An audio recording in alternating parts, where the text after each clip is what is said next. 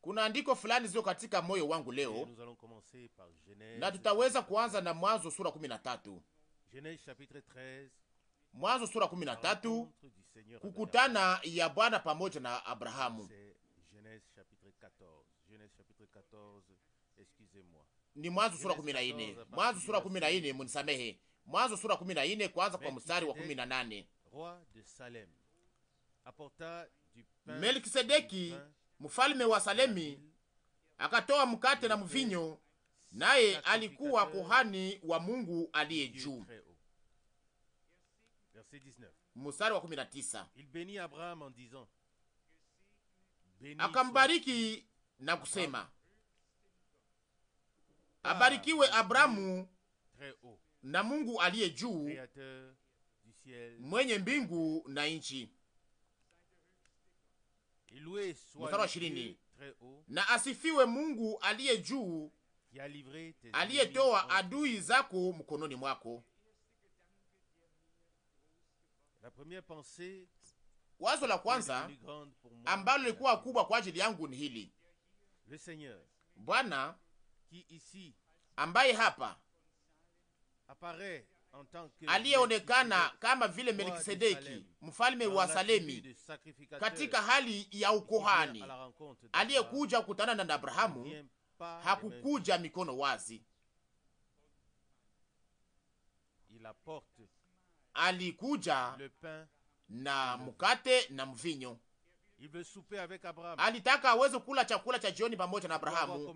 Alitaka aweze kuwa na ushirika pamoja naye. Abrahamu, mchaguliwa wa Mungu, mtu ambaye aliyekuwa ameitwa na Mungu, mtu ambaye aliyepata neema, mtu ambaye aliyepokea ahadi na aliyeamini, na ambaye katika utiifu aliweza kufuata njia ya Bwana.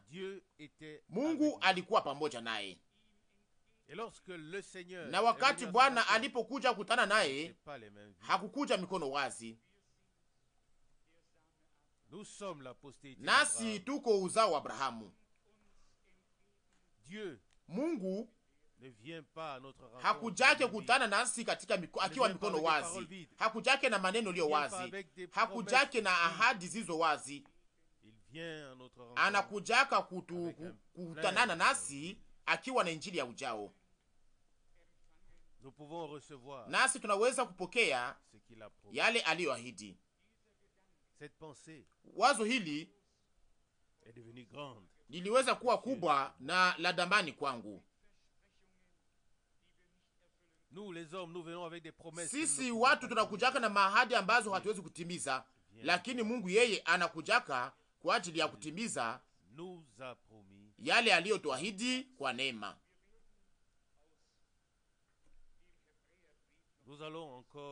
Tutaweza kusoma tena maneno fulani ya barua kwa Ibrania, lakini mbele ya kufanya hivyo ningetaka niweze kusoma Galatia sura 3 mstari wa 29 ili muweze kujua ya kwamba ahadi hizi zinatimilika pia kwa ajili yetu.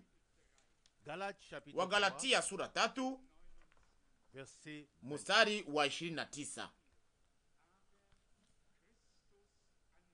Mais si vous appartenez à Christ, na kama ninyi ni wa Kristo, basi mumekuwa uzao wa Abrahamu na wariti kwa ahadi.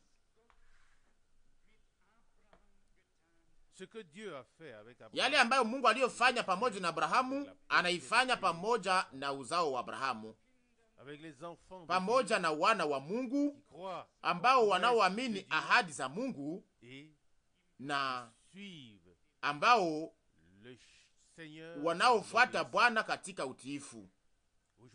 Leo Bwana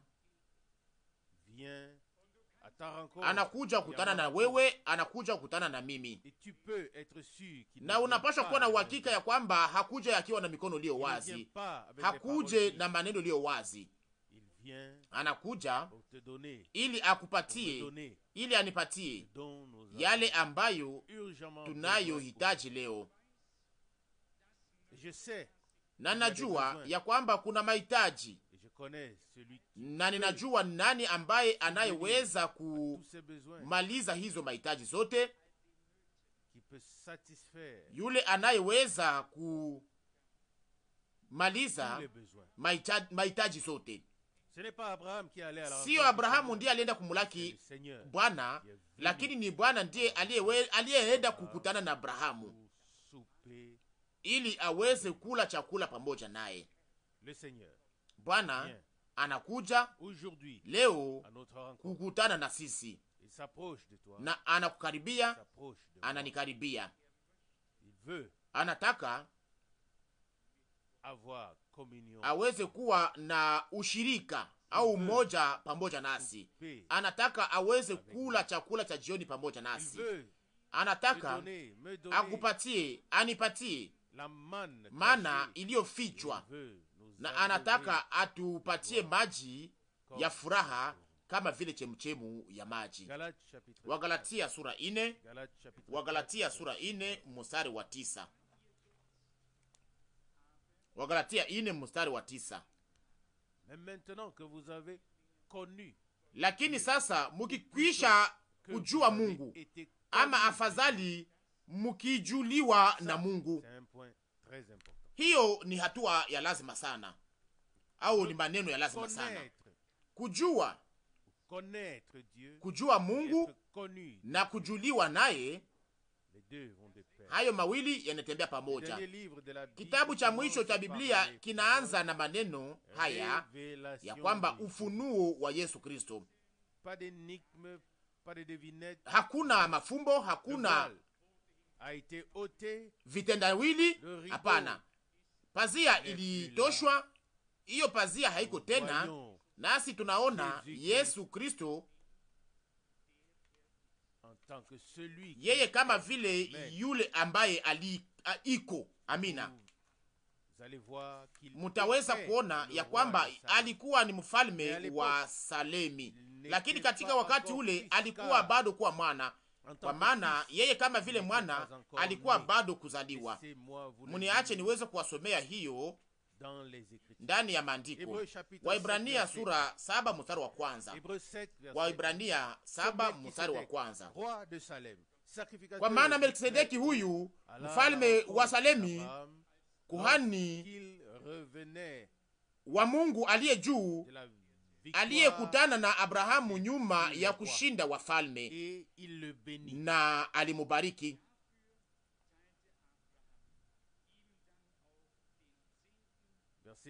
Mstari wa pili, ambaye aligawiwa na Abrahamu sehemu ya 10 ya vitu vyote.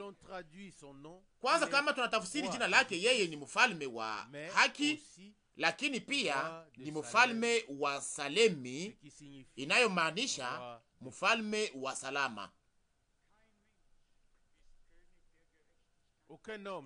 Hakuna mtu aliye mfalme wa haki, hakuna mwanadamu ambaye aliye mfalme wa salama.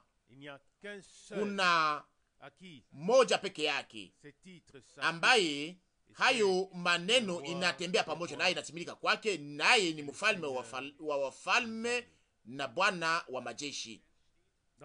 Ndani ya mstari unaofuata, mstari wa 3 wa Ibrania sura 7, hana baba wala mama wala wazazi, hana mwanzo wa siku zake wala mwisho wa uhai wake, lakini anafananishwa na mwana wa Mungu, anakaa kuhani hata milele.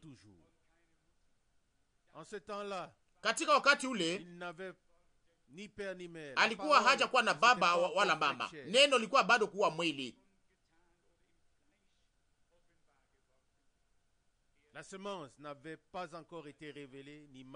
Mbegu ilikuwa bado kufunuliwa na kuonekana katika mwili. Na ni wakati neno la ahadi lilipokuja kwa Maria, ndipo sasa neno lilipofanyika kuwa mwili, ndipo mwana wa Mungu alizaliwa. Natumaini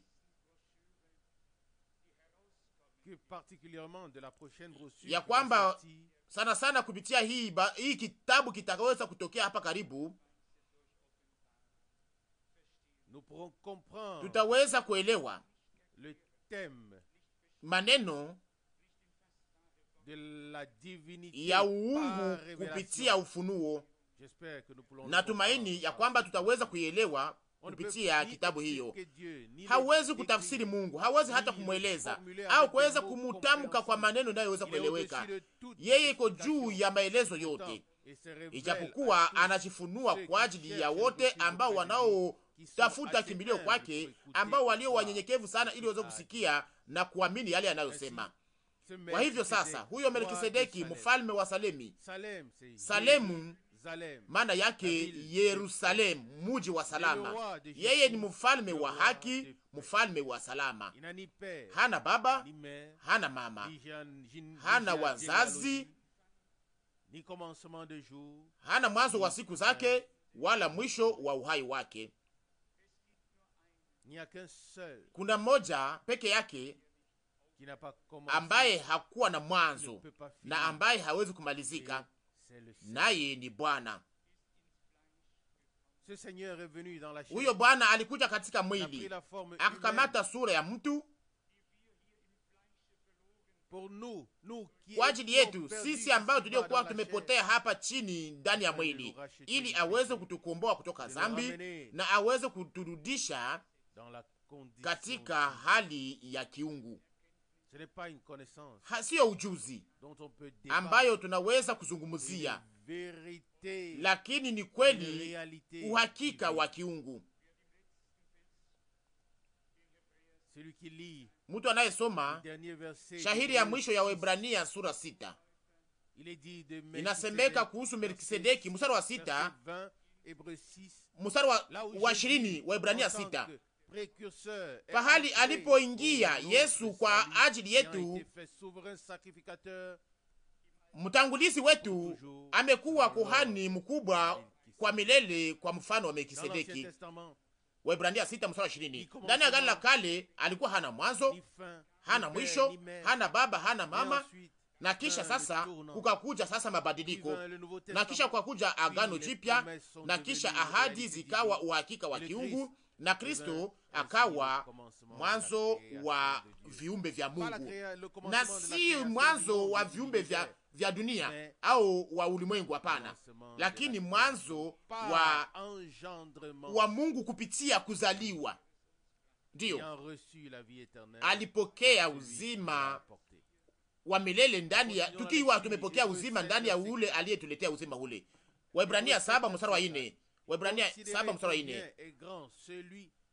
4. Basi angalieni namna mtu huyu aliyekuwa mkubwa, hata Abrahamu baba yetu mkubwa alimupa sehemu ya 10 ya nyara.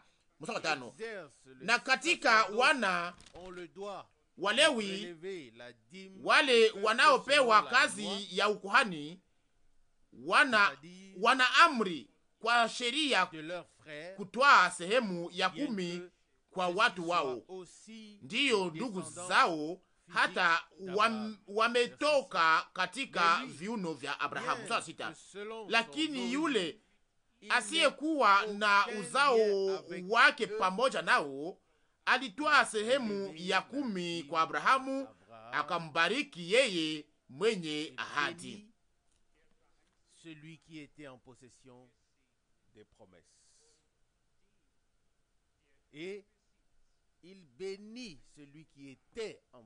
Naye akabariki yule ambaye aliyekuwa mwenye ahadi. Mstari wa 7 sasa. Lakini pasipo mabishano, mdogo anabarikiwa na mkubwa. Amina. Kama unaweza kusoma tu shahidi hii ya Biblia, na unaweza kuweka mawazo au kuweza kuuliza maswali, na unaweza hata kutafsiri, lakini kama unaweza kusoma shahidi ya 2 na ya 3, na hapo sasa unapokea jibu na unajua ni nani ambaye aliyekwenda kukutana na Abrahamu na alimubariki yeye ambaye aliyekuwa amepokea ahadi na ambaye aliyeziamini. Nani mwengine anayeweza kubariki isipokuwa Bwana peke yake? Tunaweza kuomba baraka, lakini peke yake Bwana peke yake ndiye anayeweza kubariki. Kama tunawazia kuhusu matamshi haya, mfalme wa salama, mfalme wa haki, inaomba kuweza kusoma ndani ya Zekaria sura 9, andiko inayojulikana vizuri. Zekaria sura 9 mstari wa 9: Furahini e binti ya Sayuni, piga kelele e binti ya Yerusalema, tazama mfalme wako anakuja kwako, mwenye haki na akiwa na wokovu, mwenye unyenyekevu na amepanda kipunda, hata mwana wa punda. Tazama mfalme wako anakuja kwako, mfalme wa salama, mfalme wa haki, mfalme wa salama, mfalme wa wafalme. Neno lishakatimilika, alikuja. Munaweza kuisoma ndani ya Mathayo sura 21 kwanza kwa mstari wa kwanza mpaka mstari wa 9. Wakati Bwana alipoingia Yerusalema, yale yaliweza kunishangaza leo ni wakati posoma Mwanzo sura 49, niliona ya kwamba pale wakati wa baraka, wakati naposemeka kuhusu baraka, ilikuwa imekwisha kusemeka punda na mwana punda. Unaweza kushindwa kuweza kuamini ya kwamba hiyo inawezekana, kuweza kuona kwa makini sana, kuona jinsi Roho wa Mungu aliweza kupanga mambo hayo vizuri. Some pamoja nami Mwanzo sura 49 mstari wa 10 na 11. Mstari wa 10: Fimbo haitaondoka katika Yuda, wala gongo la mtawala kati ya miguu yake. Mstari wa 11: hata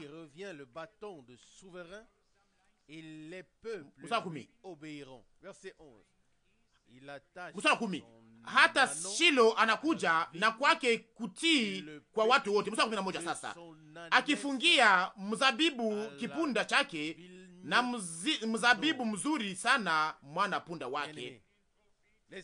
Wapendwa, Roho wa Mungu kupitia manabii, hao watu wa Mungu, ndani ya manabii, ndani ya watu wa Mungu, Roho wa Mungu alikuwa amekwisha kutabiri yale yote yamekwisha kufika na namna yote yamekwisha kufika. Hapa tunasoma ndiyo kuhusu kabila la Yuda. Yuda alibarikiwa na maneno haya: Bwana wetu Yesu, mwana kondoo wa Mungu, ndiye shina la kabila la Yuda. Na hapa tunaambiwa ya kwamba mpaka aweze kuja yule anayestahili kupata hiyo fimbo ya utawala. Mwanzo 49 mstari wa 10. Mataifa yanamtumainia. Imeandikwa pia hapa ya kwamba mataifa watamutii, watamheshimu mpaka siku hii. Sasa katika siku hizi hayo haijaonekana, lakini hayo yataonekana. Kila goti litapigwa na kila ulimi utakiri ya kwamba Yesu Kristo ndiye Bwana. Amina. Na wote wanapaswa kujua ya kwamba kinywa cha Bwana kilisema na yote ilitimilika. Nasoma tena maneno haya, na acha maneno haya yaweze kugeuka kuwa ya damani kwenu kama vile iligeuka kuwa ya damani kwangu. Mwanzo sura 49 mstari wa 10. Fimbo haitaondoka katika Yuda, wala gongo la mtawala kati ya miguu yake. Hata Shilo anakuja na kwake kutii kwa watu kutakuwa. Na kisha imeandikwa kwenye mstari 11, akifungia mzabibu kipunda chake na mzabibu mzuri sana mwana punda wake. Aliambia nini wanafunzi wake katika wakati ule? Enendeni katika kijiji kilicho mbele, mtaona huko punda na mwana punda, uwafungue na uwalete kwangu, na uambie mwenye mambo hayo ya kwamba nitayamrudishia. Mathayo sura 21 mstari wa 2. Na wanafunzi walienda huko wakakutana yale aliyowaambia, kwa maana hivyo ndivyo naandikwa pia. Moyo wa damani, Mungu anakuwa macho kwa ajili ya neno lake, na wakati saha ya utimilifu wake inapofika, na hapo sasa mwana punda na mwana punda wangepasha kuwa pale. Amina, hiyo ni kweli au hapana? Ni kusema wakati tunapoweza, na sio kwamba sisi tunaweza kufanya mambo fulani au kuweza kusukuma mambo fulani, hapana, lakini mambo yanakuwa pale, inaomba tu kuweza kuyashika na kuweza kushukuru Bwana, kwa maana yeye anakuwa macho ili yote yatimilike kwa wakati unaopangwa. Imeandikwa nini ndani ya Isaya sura 9 mstari wa 5 na 6? Mwana amezaliwa tu, na hivyo na kadhalika na kadhalika, na utawala utakuwa juu ya bega lake. Amina. Na hapa tunaambiwa hata Shilo anakuja. Mwanzo sura 49 mstari wa 10. Alikuja, ahadi zake zilitimilika. Sisi tuliweza kuokolewa, okovu tuliipewa, tulipata neema, na hivyo tunapumuzika ndani ya Mungu, na tunapumuzika katika kazi yetu. Ndiyo, tunapumuzikia ndani ya Mungu, tunapumuzika katika kazi zetu. Wakati mtu wa Mungu alipobariki wana wake, mnajua yale alikuwa akifanya haikuwa tu kwa mawazo, lakini kwa ni uvuvio wa Roho Mtakatifu. Haleluya! Ninashukuru sana Mungu kwa sababu neno hili liweza kuvuviwa, na kwamba neno hili ni la kweli na liko hai, linapenya, lenye nguvu na lenye uwezo. Haleluya! Na kama vile tumekwisha kuyasema, wakati wa muda ulipotimilika na mfalme alipokuja, hapo punda ilikuwa pale na mwana punda alikuwa pale, kama vile ilikuwa imekwisha kusemeka mbele wakati wa baraka ndani ya Mwanzo sura 19. Hasa kulipita miaka ngapi?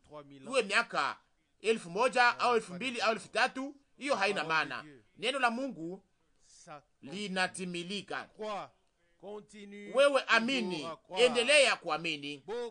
Wengi hawakungoja ili neno hili liweze kutimilika katika wakati wao, yale ilikuwa imeandikwa, lakini wakati ilikuwa bado kufika. Wakati wa uamsho, namna gani Luteri aliweza kuvunja Antikristo kwa namna ya kipekee. Na wale ambao walio na hiyo tafsiri nyingine ya Biblia kama vile nilivyo nayo, kitabu cha zamani sana, na ambaye anayesoma sana sana ndani ya nabii Danieli, unatambua katika ufunuo gani wa kiungu mambo hayo yaliweza kutamu kwa namna gani, yaliweza kuandikwa namna gani, lakini wakati ilikuwa bado kufika. Sasa Mungu alituma nabii ndani ya siku zetu, nasi hatuna haya kuyasema waziwazi. Kama maandiko matakatifu yanasema ya kwamba manabii wa uongo wengi wataonekana, na hiyo nayo ni kweli, kama vile wakati andiko linasema ya kwamba nitawatumia Eliya nabii mbele ya siku kubwa na ya hatari ya Bwana iweze kufika. Ndiyo, manabii wengi wa uongo wanaweza kuonekana, na hiyo ni utimilifu wa andiko. Lakini ili andiko lisivunjwe, ilikuwa naomba pia ili kuweze kuonekana pia nabii wa kweli wa Mungu ambaye neno la Bwana lingepashwa kuambiwa, ambaye hakusoma mambo sawasawa ndani ya ambaye alikuwa asome mambo katika vitabu, ambaye alikuwa haitoshe katika mambo fulani, ambaye haitoshe katika maseminari, lakini yule ambaye neno la Bwana liweza kuja kwake. Hatumfanye kuwa sanamu, lakini tunashukuru Mungu kwa ajili yake, kama vile tunavyoshukuru Mungu pia kwa ajili ya watumishi wote na manabii ambayo Bwana aliyotumikisha. Amina. Ningetaka niweze kusoma mstari wa 30 na 31 ya Luka 24. Luka sura 24 mstari wa 30 na 31. S'étant mis à table avec eux, il prit le pain. Ilikuwa alipokaa pamoja nao kula chakula, akatoa mkate, akaubariki, akavunja, akawapa wale. 31. Macho yao yakafunguliwa, wakamjua,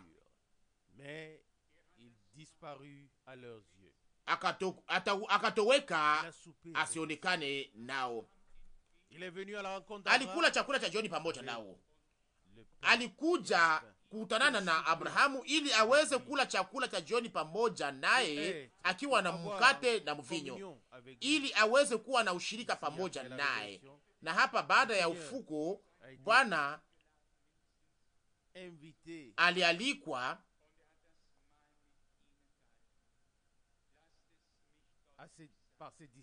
na wanafunzi wake, wawili katikati yao, na aliweza kula chakula cha jioni pamoja nao. Mnaache niwaambie waziwazi, iwe wawili, iwe 12 au 20 au 200, Bwana anataka ashereke pamoja nasi, anataka kula chakula cha jioni pamoja nasi. Hakuna kundi lio kidogo kwa ajili yake. Kuna wainjilisi wakubwa, na hiyo si siri kwa mtu. Inaomba ya kwamba waweze kuwa na watu wengi wanaokusanyika mbele, waweze kubali, waweze kuja kuwahubiri. Inaomba kwanza kuwe mkushinda kubwa, lakini kuna moja ambaye kundi haikwake kidogo kwa ajili yake. Alisema mahali ambapo wawili au watatu wanakusanyika kwa jina lake, mimi ni katikati yao. Mathayo 18 mstari 20. Haleluya, utukufu kwa Mungu wetu. Naye hatazamake mambo makubwa ambayo iliyo kubwa mbele ya macho yetu, lakini anaangalia moyo wako, anaangalia moyo wangu, naye anangoja ili aalikwe. Namwambia atakuja, naye atakula chakula cha jioni pamoja nasi. Na tena andiko lingine ndani ya Ufunuo sura 3 mstari wa 20, ambayo inaweza kuwa kwa ajili yetu kuwa ya lazima sana na umuhimu kubwa. Ufunuo sura 3 mstari wa 20. Hapa inaandikwa, Ufunuo sura 3 mstari wa 20, tazama ninasimama kwa mlango, ninapiga hodi. Kama mtu akisikia sauti yangu na kufungua mlango, nitaingia kwake, nami nitakula pamoja naye, naye pamoja nami. Amina. Inaweza kuwa pia mtu mmoja, kama vile Abrahamu alivyokuwa peke yake katika wakati ule. Kama mtu anasikia sauti yangu na anafungua mlango, nitaingia kwake na nitakula chakula cha jioni pamoja naye. Inaanza pamoja na wewe na Mungu, na kisha baadaye inasemeka ya kwamba mahali ambapo wawili au watatu wanakusanyika, lakini inaomba kwanza iwe wale ambao walioweza kukutanana na Bwana wao wenyewe pamoja na Bwana, walioweza kuwa na kukutanana nao pamoja na Bwana wao wenyewe. Wapendwa, sitaki kuweza kuwa ninahubiri tu, na wengi wanataka kufanya hivyo, lakini nataka niweze kuhubiri pamoja na uhakika ya kwamba ninahubiri watu ambao wanataka kukutana na Bwana. Amina. Nataka niweze kutangaza neno la Mungu nikiwa na uhakika ya kwamba watu ambao waliweza kuongozwa kwa Bwana, naweza kuongozwa kwa Mungu, ya kwamba waliweza kupokea neno lake, waliweza kusikia neno lake, waliweza kufungua mioyo yao na waliweza kuwa na ushirika pamoja naye. Amina. Hapa inaandikwa ndani ya Ufunuo, Ufunuo sura 3 mstari 20, tazama ninasimama kwa mlango. Na mlango huo, ndugu Branham anasema katika mahubiri moja ya kwamba mlango huo haufunguliwaki kwa nje, inafunguliwa kwa ndani tu. Kwa nje hakuna pwanye, mahali pa kukamatia, lakini ni wewe na mimi ndio tunaweza kufungua toka ndani. Bwana yeye anagonga au anabisha, anagonga kwenye mlango, anapiga hodi. Hawezi kufungua yeye, lakini wewe ndiye unapasha kufungua. Ni mimi ndiye ninayepasha kufungua. Ni sisi tunaweza kumwalika aingie kwa kupitia maombi. Wakati mtu anapokuja kwetu na anapopiga hodi kwenye mlango, tunasemaka oh, ingia, ingia, ingia. Leo Bwana anabisha, anapiga hodi kwenye moyo wako na kwenye moyo wangu. Anapiga hodi kwenye mlango wa moyo wako na mlango wa moyo wangu, lakini hasukume mlango, hakaze kusukuma kwa kukazilia, hapana. Lakini tunasikia kwamba anagonga, anabisha, na tunasikia sauti yake, nasi tunafungua mlango. Nasoma tena hiyo shahiri, Ufunuo sura 3 mstari 20. Tazama ninasimama kwa mlango, ninapiga hodi. Kama mtu akisikia sauti yangu na kufungua mlango, nitaingia kwake, nami nitakula chakula pamoja naye, naye pamoja nami. Kwa wakati ule alifanya pamoja na Abrahamu. Mnajua ya kwamba Bwana wetu alianzisha, aliweka meza ya Bwana kama vile kumbukumbu au ukumbusho wa mateso yake na kufa kwake. Na kila wakati tunapokusanyika kwa ajili ya kusikia neno la Mungu, tunaweza kukaa kwenye meza ambayo inayojaa chakula, na tunaweza kupata chakula cha kiroho, ni kusema neno la Mungu. Amina. Mtu hataishi kwa mkate tu, lakini kwa kila neno lote linalotoka katika kinywa cha Mungu. Mathayo sura 4 mstari wa 4. Munasikia namna gani? Au munasikia namna gani wakati mnaposoma kama Biblia tumekwisha kufanya pamoja ndani ya Mwanzo sura 49 mstari wa 10? Fimbo haitaondoka katika Yuda, wala gongo la mtawala kati ya miguu yake. Hata Shilo anakuja, na kwake kutii kwa watu kutakuwa, akifungia mzabibu kipunda chake, na mzabibu mzuri sana mwana punda wake. Oh, ona gisi moyo wetu na furahi, na tunasema oh Mungu, ona gisi kwa ajabu, ona gisi jina lako ni la utukufu. Lakini pia matendo yako na kwaka mepesi, manyenyekevu. Watu walikuwa wakingoja kwa Mungu mambo fulani iliyo ya kimahajabu hajabu, lakini hiyo ilikuwa ya kihajabu, na hiyo itakuwa siku zote ya kimahajabu, lakini si kwa namna ya kimahajabu kama vile watu wanawaza au kama vile wanavyopanga. Wakati tunapowazia leo kuhusu kuzaliwa kwa Bwana wetu, kuhusu hiyo kitendo kilicho kubwa cha habari yote ya ukombozi ya mwanadamu, mtazame, hakuna hata baragumu moja iliyosikilikana, hakuna hata nyumba moja ya kifalme iliweza kutayarishwa kwa ajili ya kuzaliwa kwake, hakukuwa hata nafasi ndani ya hori la ng'ombe, hori kwa ajili ya mfalme wa falme.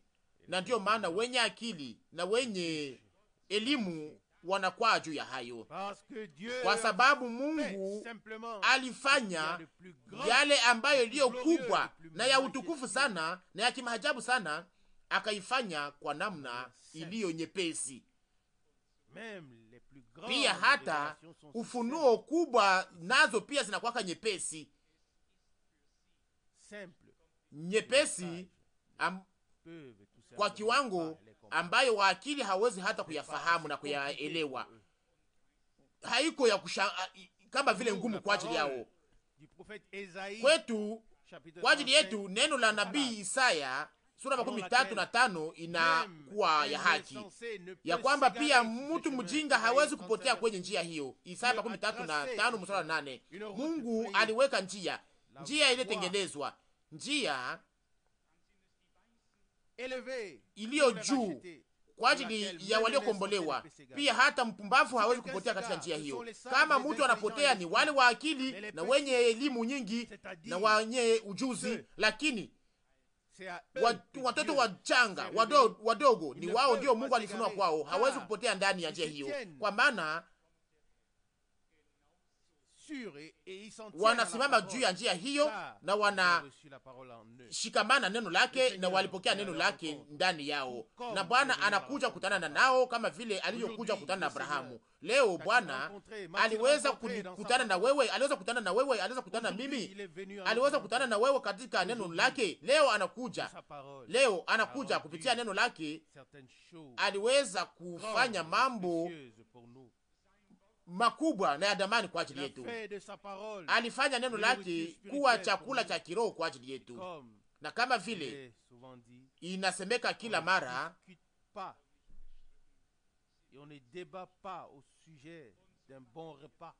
mtu haletake au watu haletake mabishano juu ya chakula nzuri au kuleta kushindana juu ya chakula kizuri. Hapana. Wakati tunapoletwa juu ya chakula tunakula, na hiyo tunafanyaka kuhusu neno la Mungu lilofunuliwa. Hatuletake mabishano juu yake, tunapokea yale ambayo Mungu aliyotayarishia, naye alitayarisha meza iliyojaa mbele yetu, mbele ya macho ya adui zetu. Tunashukuru sana Mungu, kama vile Abrahamu, na iko hivyo kwa ajili ya uzao wote wa Abrahamu, kwa ajili ya watoto kwa ajili ya waamini wa kweli ambao wanaokuwa tofauti, kwa sababu wanaamini ahadi za Mungu kwa ajili ya wakati wao. Amina. Naweza kurudia tena hiyo, wengi wanaamini. Loti naye alikuwa mwamini na wengine pia walikuwa pamoja naye, lakini Abrahamu hakukuwa tu mwamini, lakini yeye alikuwa mfano au kielelezo kwa wale wote ambao katika wakati wao wangeliweza kusikia na ambao wangeliweza kukubali na ambao wangeliweza kuamini ahadi za kiungu ambazo zingepashwa kutimilika. Amina. Na ndiyo maana waamini wa kweli ndiyo uzao wa Abrahamu, na wanaamini ndani ya wakati wao, wanaamini neno lililoahidiwa na Mungu bila hata shurti, bila hata kujizuiza. Kama Mungu alisema ya kwamba nitawatumia nabii Eliya mbele ya siku kubwa na ya hatari ya Bwana kuja, hapo sasa hakuisema ili tuweze kuyazungumzia. Hapana, aliyasema ili tuweze kuyaamini. Mungu alisema yote ili tuweze kuyaamini. Sasa heri mtu ambaye asiyeweza kukwaa kwa ajili yangu, Bwana alisema katika wakati ule. Lakini waandishi walisema, hii haipashi kuwa yeye, hayapashi kuwa yeye.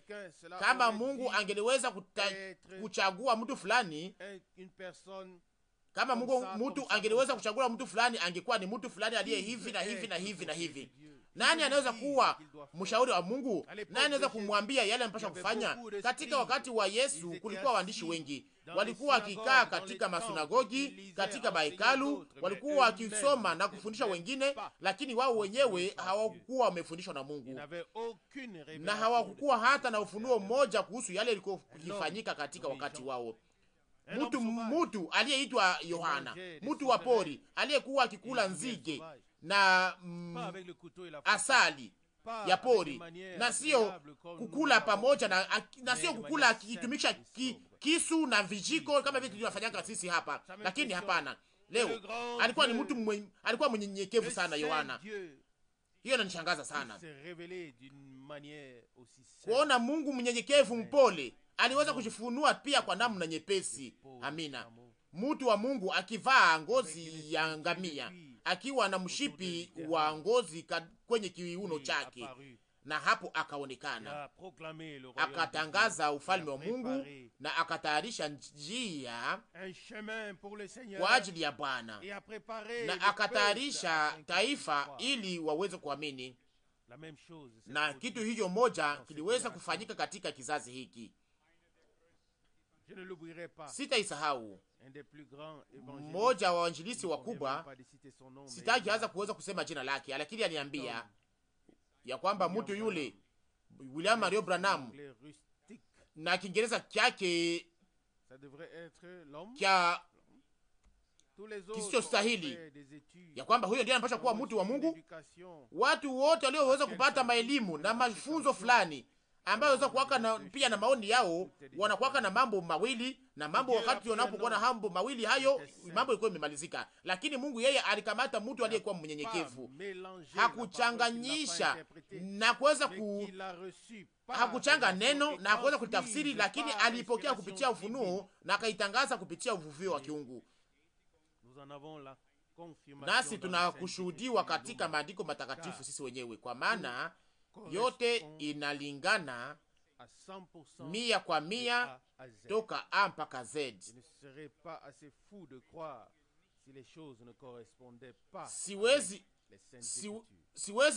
Naweza kuwa mpumbavu sana kama siwezi kuamini kama mambo hayo yanalingana na maandiko matakatifu, lakini yanakubaliana nasi. Tunaamini na tunaona waziwazi ya kwamba,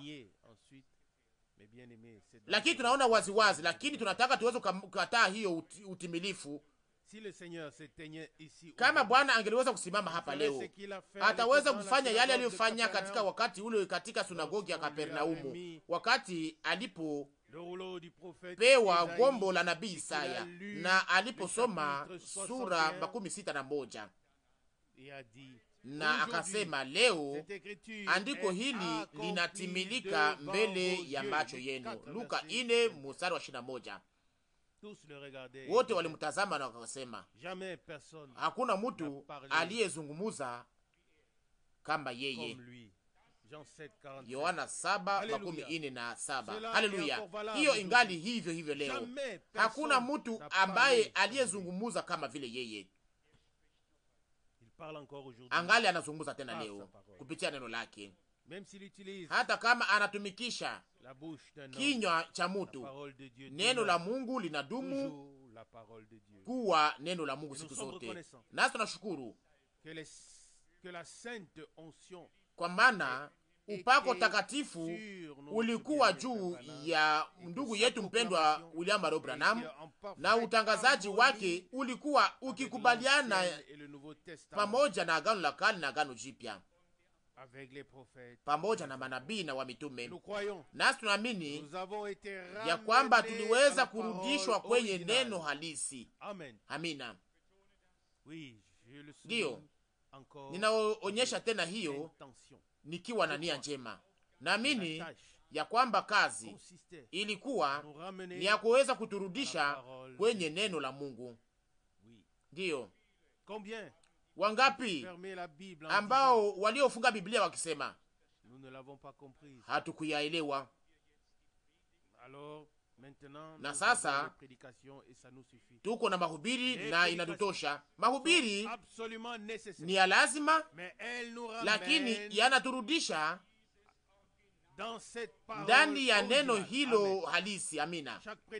Kila mahubiri inatoka katika neno na inaturudisha kwenye neno. Kama sivyo,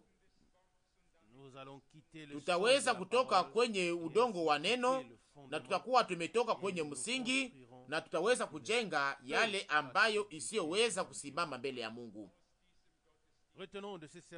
tushike katika mahubiri haya ya kiungu ya kwamba Bwana alikuja kulaki au kukutanana na Abrahamu, na kwa sababu ilikuwa ikihusu mkate na mvinyo, alikuja yeye kama vile kuhani, akiwa katika hali ya kuhani.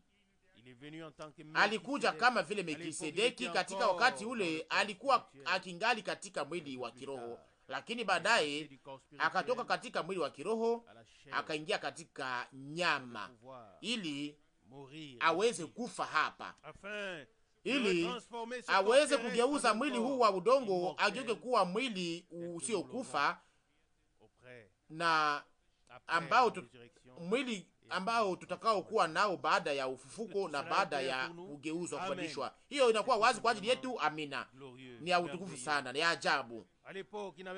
Katika wakati ule alikuwa hana baba, hana mama, alikuwa hana wazazi, alikuwa hana mahali pa kutokea, alikuwa hana mwanzo wala mwisho. Na sasa leo ndiyo iko hivyo pia leo, lakini alizaliwa, na hapo sasa uhusiano wa baba ukawekwa, na andika kitu fulani cha kimaajabu, kitu fulani kilio kubwa kwa maneno haya. Mungu ana mpango wa ajabu sana, kama vile Irenia alikuwa akisema, moja wa wajumbe ambao Bwana Mungu, ya kwamba Mungu anaonyesha mpango wake kwa wale ambao wanampenda. Ndio, kama vile mjengaji anaonyeshaka chapa ya nyumba kwa wale ambao pasha kuijenga. Na tunashukuru sana kwa sababu huyo mjengaji mkubwa, huyo wa kupanga mkubwa, huyo mkubwa wa kazi aliweza kuacha mpango ulio wazi kwa wale ambao wanapashwa kusaidia katika hiyo majengo makubwa. Nasi ndiyo mnajua vizuri sana sana ndugu yetu Gabriel ambaye anayetumika katika kazi ya majengo. Mnajua kwamba yote yanapaswa kufanyika sawasawa na chapa ya nyumba. Kila mtu anapaswa kufanya yale anayotaka. Hapana, haiwezekani. Mungu ana mpango,